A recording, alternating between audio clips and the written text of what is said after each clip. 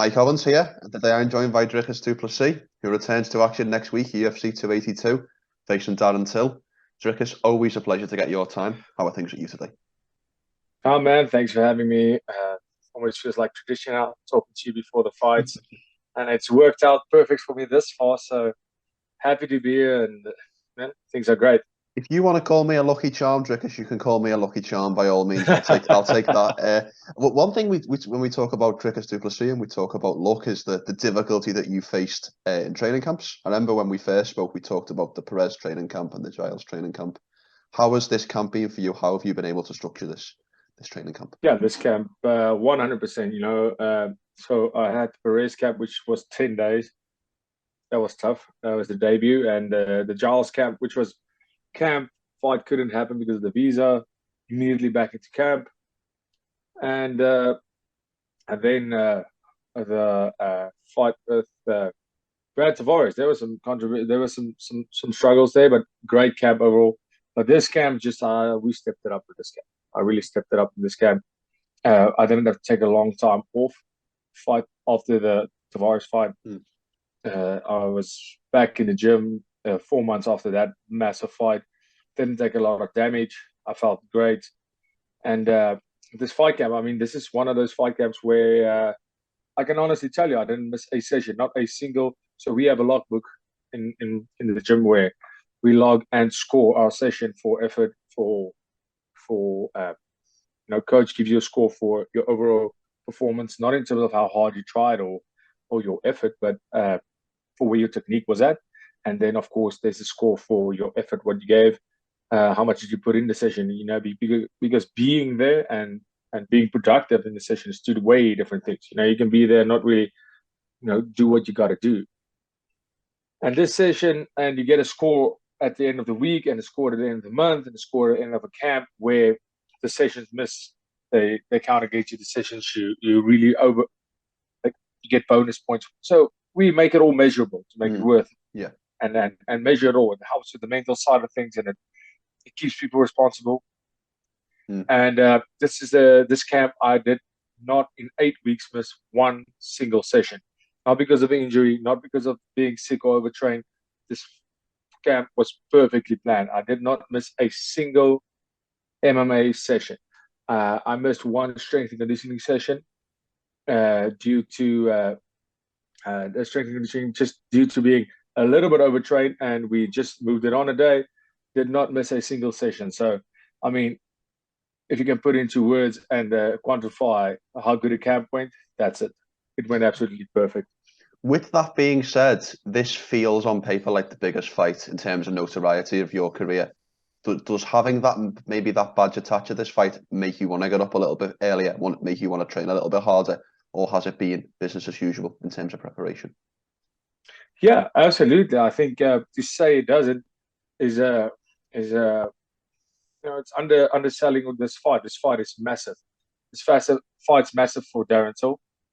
Yeah, for him, this is not a. People would say this is not a big fight for him. This is the biggest fight of his career. Because this fight can mean the end of Darren Till.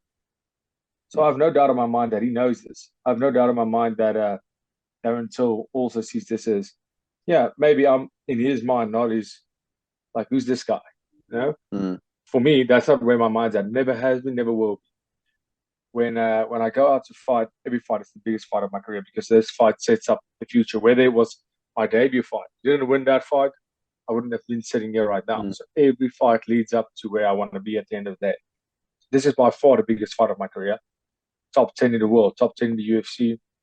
After 4 fights, it's unbelievable. So yeah, of course there was that extra motivation. There was that extra needing to go out and, I fought Brad Tavares, and I felt the difference between firstly fighting in the UFC in the beginning, and then fighting a ranked opponent, and now fighting a top 10 guy that has faced champions to fight for the belt, who has faced multiple guys that have fought for the belt, guys that have, he has faced the who is who.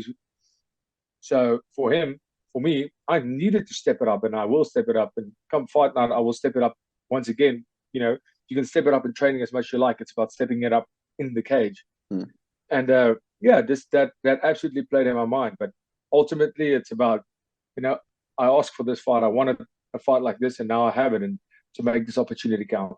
100%. Let's talk about the opponent, Darren Till. As you mentioned, quite a notorious figure in the sport, quite a larger-than-life character in many ways. Give me your scouting report on Till. What does he do well in his game, in your opinion? Darren Till is extremely, massive fan of Till's before, when he burst up on the scene. You can't, you can dislike his attitude. A lot of people do. I'm not one of them. I'm a fan of Till's, have been, and also his fighting style, very fun. He's extremely good at, and his feints are really, really good. He's good at managing his distance. He's good at baiting opponents to overreach, and that's it. I think he punches hard, especially as a welterweight. He had a very, very hard punch. I don't think as a middleweight he has that kind of power. But I think he's not. His strikes look fast, but they're not that fast. It's more about the timing of his strikes, the way there's a little bit of a pause, and he's distance control, and how he can put on pressure. It makes you feel like you have to strike. He almost baits his opponents to play right into his field. So I think that's where what makes Darren Till a good fighter, and obviously the fact that he's a southpaw fighter, always a big advantage there. So I think his striking is very unique to Darren Till. Like you can see, there's not a lot. I haven't seen a lot of guys that strike specifically like Darren Till, because he has that more of a karate base when he in his stance, but he strikes. He's a Muay Thai background fighter, so he does his Muay Thai strikes. He does the way he elbows, the way he knees, the way he kicks, but his stance is karate. So he does that very well. 100%. Obviously, he's on a little bit of poor form in the last couple of years since losing his title fight to Woodley. I think it's 1-4 in his last 5. And a lot of fans will say one of two things here. They'll either say he wasn't as good as what people originally thought he was, or he's lost a step. Something's gone wrong. Do you believe either of those, or are the fans maybe onto something incorrect? I think Darren Till is as good as we thought. I honestly do believe that. I think Darren Till is he took the weight change. He can fight at middleweight. I see him being able to, but I believe he took the whole move up to middleweight as almost like a little breather. I don't have to cut the weight anymore, and now I can eat a little bit. Like I can eat more junk. I can party a little bit longer into camp. I can almost let my foot off the gas a little when it comes to the diet and the conditioning and the burning of calories.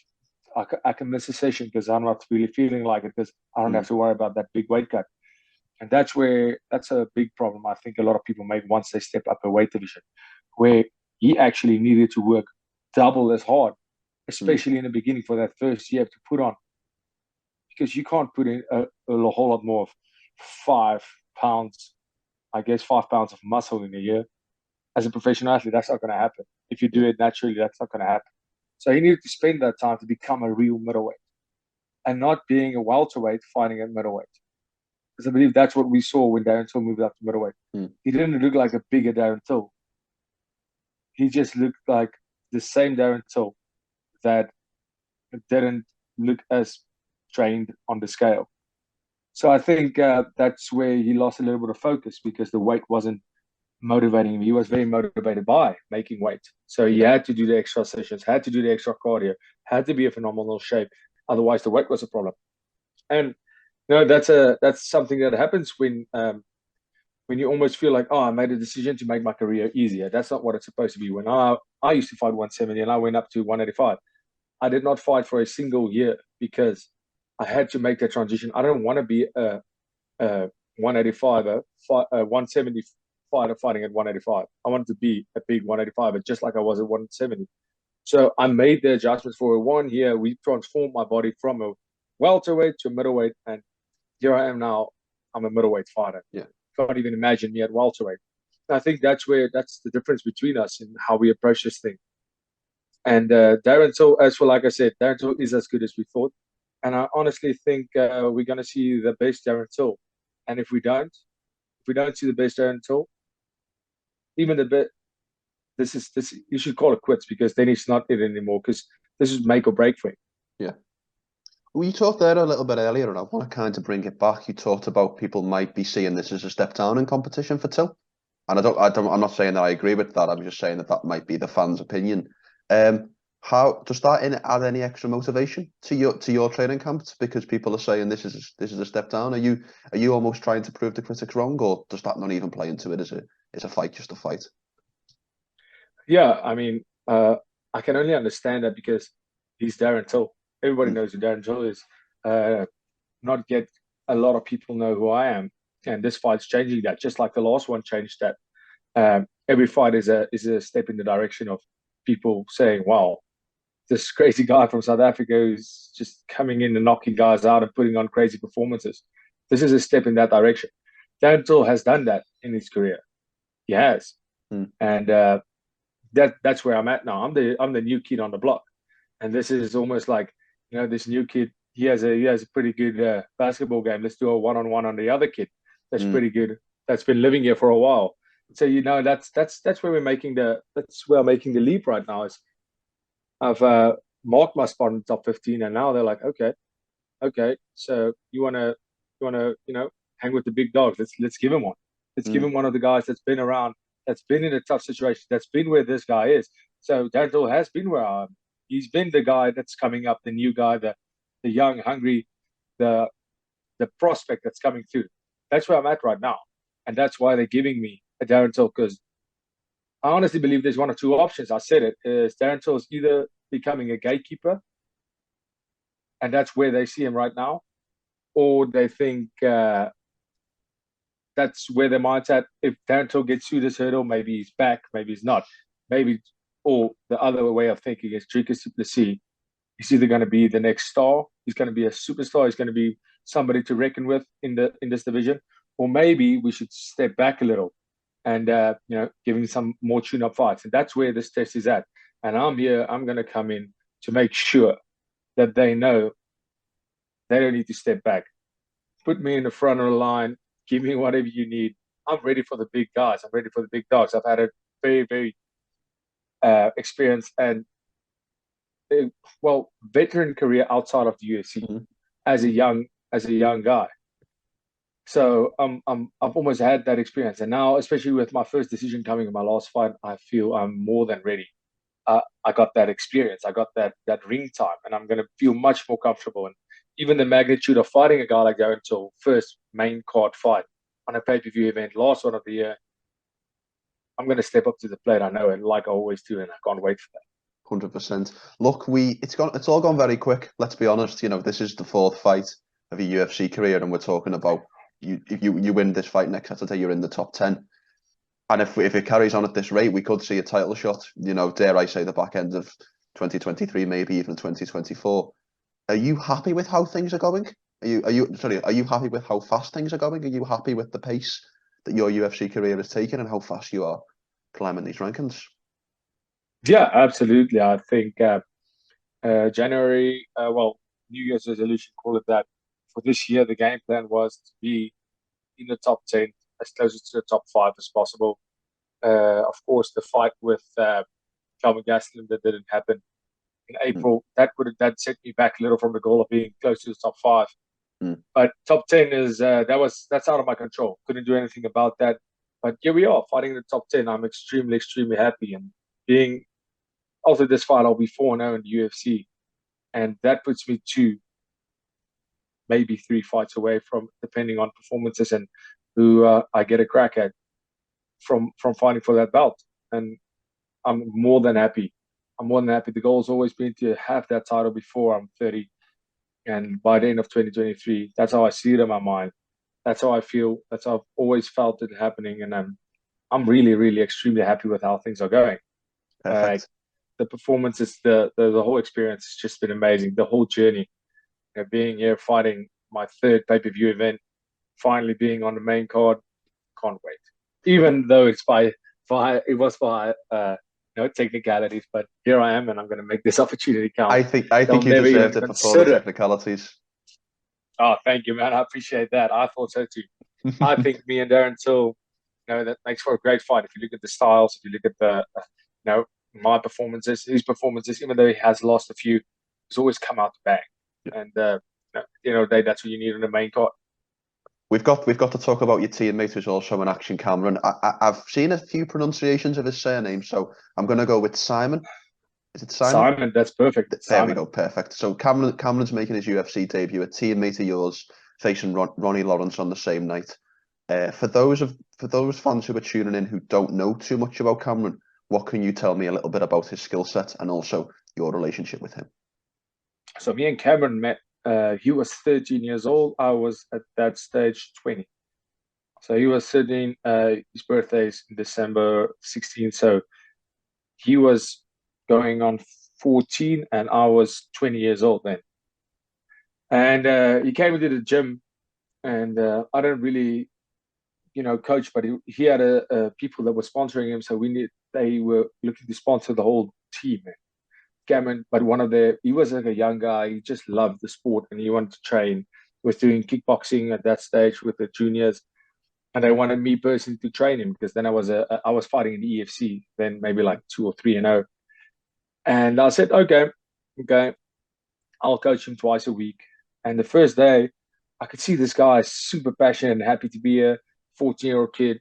I'm 20. It's almost like a hassle for me to coach this guy right now because I'm like tired from my session, and I gave him some stuff to work on. Next week he came and did it perfectly, and I was like, wow, this guy just really worked it.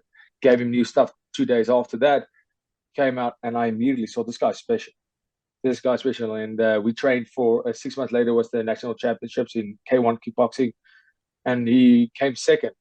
The year after that, we won that K1 national championships, and he started fighting. Then when he got 16, on his 16th birthday, a week after that, he made it because you need to be 16 for your amateur MMA to be able to fight legally. And actually, it was a week before. We just lied and said, cool. And he fought, went 6-0 as an amateur with a junior title, his last amateur fight, winning the senior bantamweight title as an amateur, and then went pro. And I've been his mentor. I coached him up until he joined the team. When he joined the pro team, he's now coached by the same coach that I'm coached by, and we are now teammates. There's still a mentorship there, but obviously we became more best friends now. We travel together, we train together every single day, and we are more teammates now. Where it used to be student and coach between me and him, now we're teammates, and I respect him accordingly, and he respects me accordingly because I still have that experience in life. And when it comes to the fighting career, when it comes to skills, listen, there's a few things he can teach me. He is an extremely, extremely skillful fighter. That's one thing you'll see even in his contender series. He's such an all-arounder. He's also an even more new gen. He's great at wrestling, great at grappling, great at striking. He leans more towards being an incredibly good striker. His agility. He's a very agile guy. Flying kicks, flying knees, flying triangles. So that's something you can see with this guy. Is like he's a 135 and he's big for the weight division. Used to be small, now he's big for the weight division, and I think I'm so excited for his career. I mean, he's turning 22 in a couple of days, and he got this break. And to be honest, when they first told us that he could get a shot at the contender series, I wasn't that sure that I wanted to have that for him. I was like, isn't this too soon? But you can't keep that. And especially seeing him train every day and seeing the work that he puts in, I had no doubt that it was more of a concern of I don't ever want to see him lose than anything else. But as soon as I thought about it, I was like, this guy's ready. He's ready to get this shot, and he made it count. I mean, Dana White just said it himself. He was so stunned by his performance, and I think people are going to be stunned by his performance. He got a replacement fight. Actually, Ronnie Lawrence pulled out. Oh, I didn't realize there was a replacement. Who was the replacement?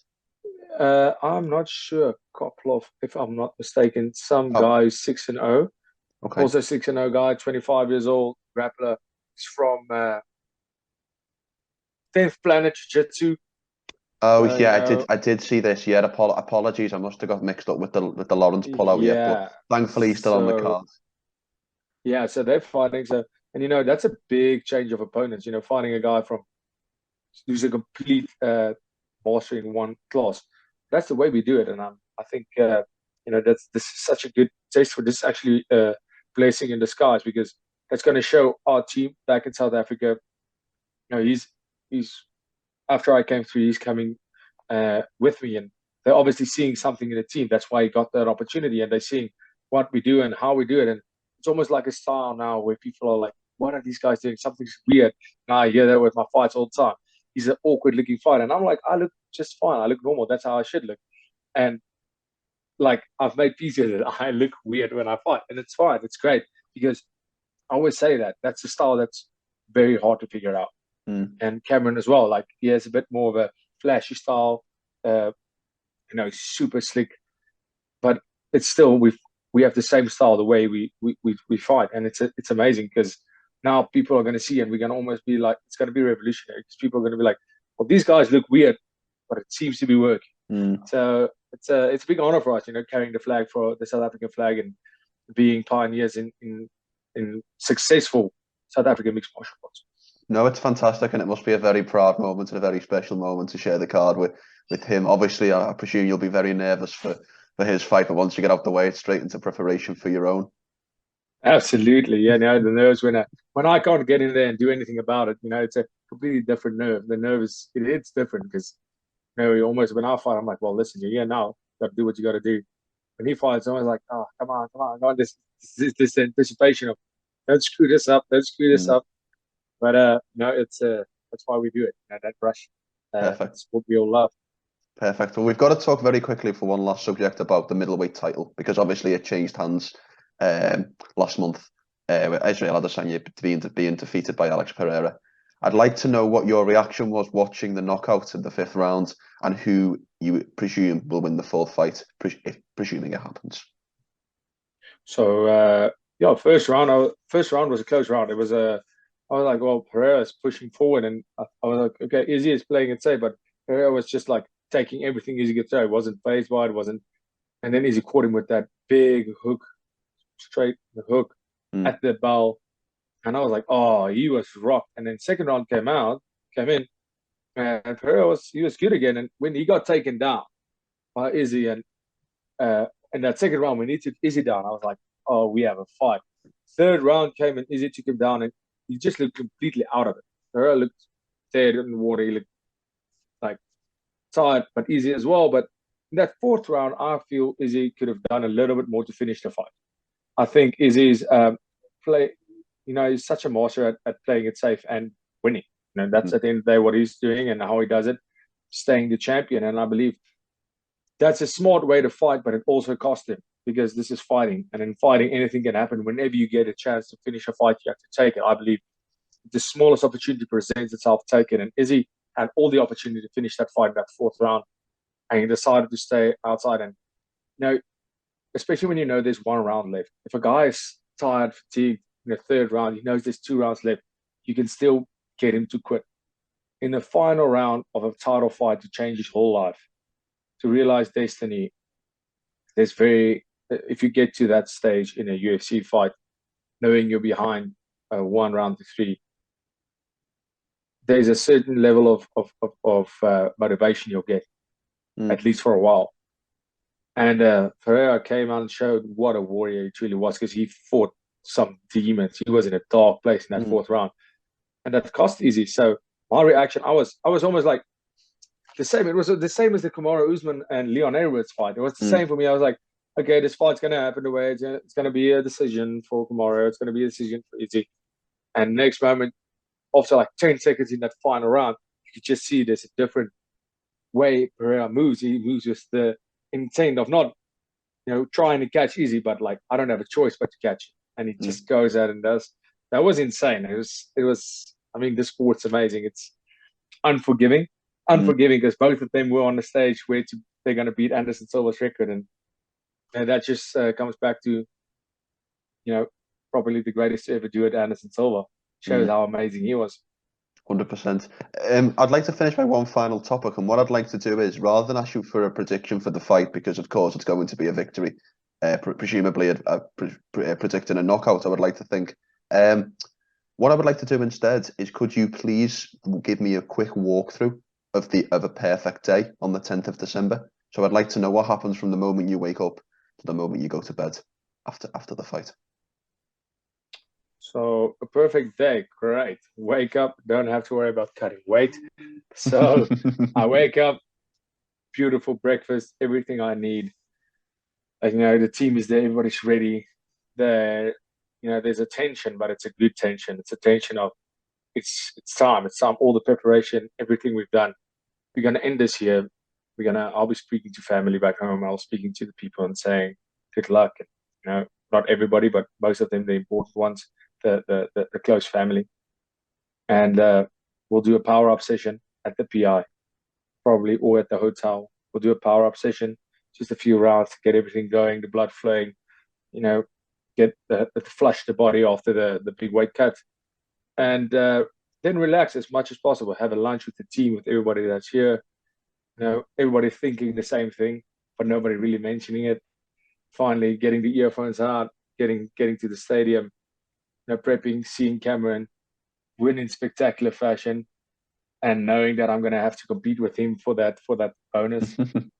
And at the end of the day, making it 2-0 for South Africa, going out there, my first main card, and putting up the performance of my life, putting up the best performance that I've ever put on.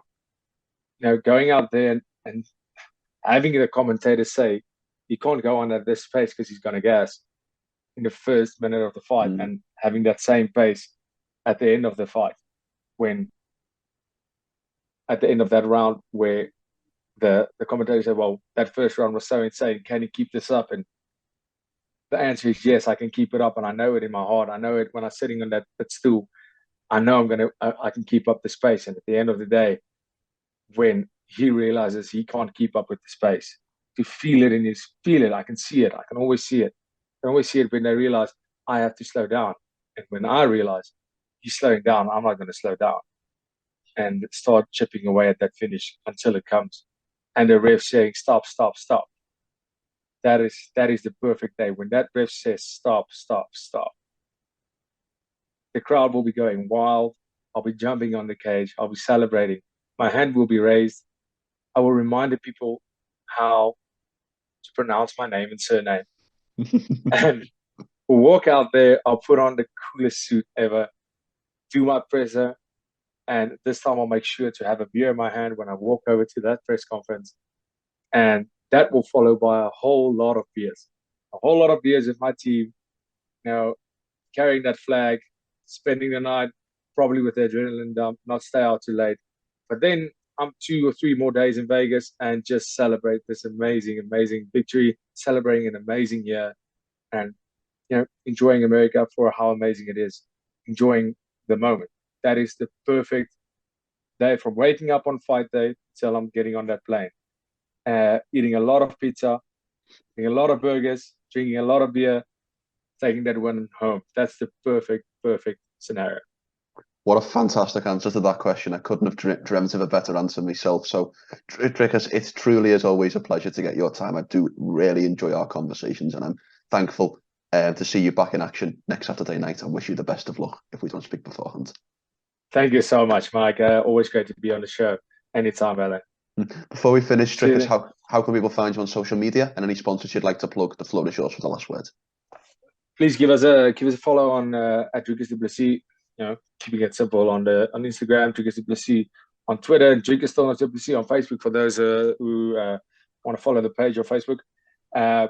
Massive sponsors, our team sponsor, USN, one of the biggest nutrition companies in the world, backing a team back in South Africa. South African-based company.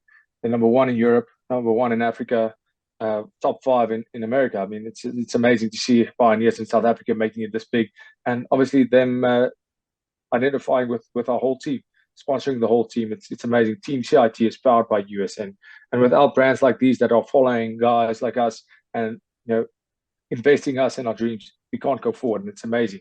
SG Cole, also a South African massive company, backing the team. It's unbelievable. All these teams just backing us. I'm really appreciate it. All the guys from Henny's back home. That's the pub restaurant that's going to be viewing the fights live early mornings. Open up all the pubs, all the restaurants. People can go watch it live there. thank you so much for all the support. I'm really, really thankful for it. World Sports Betting, giving the best odds, especially on your boy here. World Sports Betting, thank you. CM Trading, keeping me busy when I'm not training. That's it. Make sure to subscribe to the LowKick MMA YouTube channel for all the latest news, event previews, and interviews with some of the biggest stars in MMA.